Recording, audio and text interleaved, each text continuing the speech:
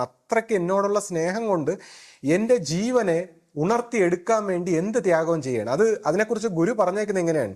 ഒരു ശിഷ്യനെ ഉണർത്തിയെടുക്കാൻ ഗുരു ഏതറ്റം വരെയും പോകും. അവൻ ഇനി ആശ്രമം കളഞ്ഞിട്ട് പോയാലും ഗുരുവിന്റെ പ്രവർത്തനം ചെയ്യും. അതായത് ഗുരുവിന്റെ ഓപ്പറേഷൻ ഗുരു ചെയ്യും.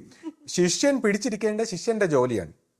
അപ്പൊ അത് എല്ലാവരോടും ചെയ്യുമെന്നല്ല ഞാൻ ഈ സാധാരണക്കാർ പുതിയ ആൾക്കാർ കേൾക്കുമ്പോൾ പേടിക്കേണ്ട കാര്യമില്ല. ഇത് ഈ ആധ്യാത്മിക വിഷയങ്ങളിൽ സീരിയസ് ആയിട്ട് ഇതൊക്കെ അറിയണമെന്ന് താല്പര്യമുള്ളവരെ സംബന്ധിച്ച് ഇങ്ങനെയൊക്കെ ചില പരീക്ഷണങ്ങളുണ്ട്. അപ്പം എനിക്കിത് ഭയങ്കര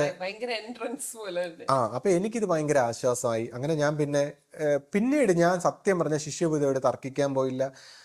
പിന്നെ എൻ്റെ തത്വവിചാരങ്ങൾ പറയാൻ പോയിട്ടില്ല. ഒന്നും എഴുതിക്കൊണ്ട് കൊടുക്കില്ല. അപ്പോഴാണ് ഞാൻ നേരത്തെ പറഞ്ഞിട്ടുണ്ട് വീഡിയോയിൽ, സമയം കൂടിക്കോണം, ഈ ശിഷ്യപൂജ എന്നെ മേളിൽ നിന്ന് വന്ന് വിളിക്കുകയും നീ ഇപ്പൊ ഒന്നും എഴുതുന്നില്ല, നീ സുഭദ എന്നോട് ഒന്നും പറയുന്നില്ല എന്നൊക്കെ ചോദിച്ചിട്ട്, അപ്പൊ ഞാൻ പറഞ്ഞു ഗുരുവേ ഞാൻ എല്ലാം ചെയ്ത മാപ്പ് തരണേ, എനിക്കൊന്നും അറിഞ്ഞൂടെ എന്ന് പറഞ്ഞ് പാദത്തിൽ നമസ്കരിച്ചപ്പം എനിക്ക് ഭസ്മൊക്കെ ഇട്ട് ഇനി എല്ലാം കിട്ടി, പേടിക്കണ്ട എന്ന് പറഞ്ഞു.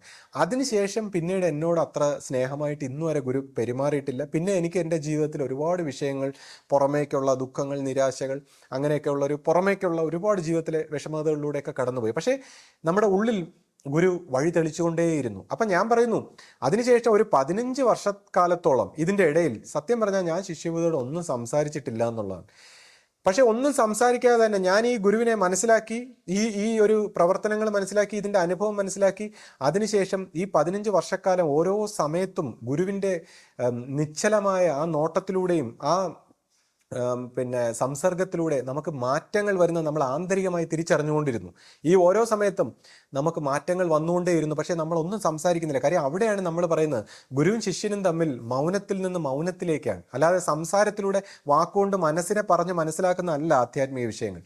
അപ്പോൾ ഞാനൊന്നും അധികം സംസാരിച്ചിട്ടില്ല എന്നുള്ളതാണ്. പിന്നെ ഇദ്ദേഹം പറഞ്ഞ പോലെ ഗുരുവിൻ്റെ മനസ്സിൽ കയറി നോക്കിക്കൂടെ, ഗുരു ആരാണ്? അല്ലെങ്കിൽ ശിഷ്യപൂജിത അദ്ദേഹം പറയുന്ന എന്തോ കുഴപ്പം പിടിച്ച എന്തൊക്കെയോ AC റൂമിലൊക്കെ സുഖിച്ചിരുന്ന് തനിക്ക് എന്തോ ആഡംബരവും സൗഖ്യവും ഒക്കെ എൻജോയ് ചെയ്യുന്ന ഒരു വ്യക്തിയായിട്ടാണ് പുള്ളി പറയുന്നത്. പക്ഷേ ഞാൻ ഇത്രയും വായിച്ച് ഇതിനെക്കുറിച്ചൊക്കെ മനസ്സിലാക്കി ഇതിനെക്കുറിച്ച് പരീക്ഷിച്ചെങ്കിൽ എൻ്റെ ജീവിതം തുലയ്ക്കാൻ ഞാൻ ശ്രമിക്കുമോ?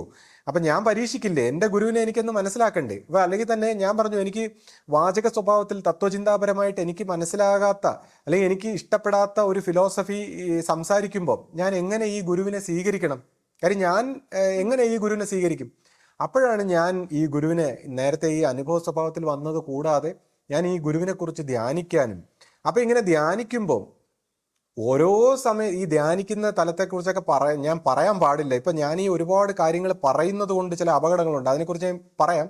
പക്ഷെ എന്നാലും ഞാൻ വേഗമായിട്ടേ പറയുന്നുള്ളൂ. പറയുന്ന രീതിയിലല്ല